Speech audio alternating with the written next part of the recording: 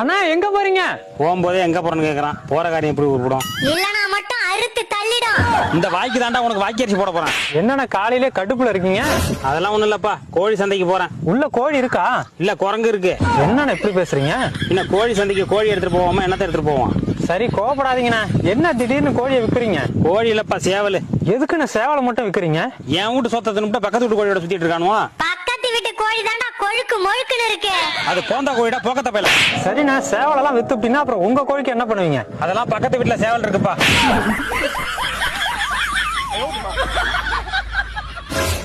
என்ன பக்கத்து வீட்டுக்காரன் பின்னாடியே வரான்?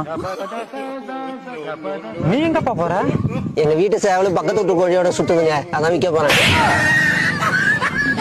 ரெண்டு வீட்டுக்காரங்களும் சேவலை வித்துட்டா கோழி என்னதான் பண்ணும்? நாங்க உதவி பண்றோம்.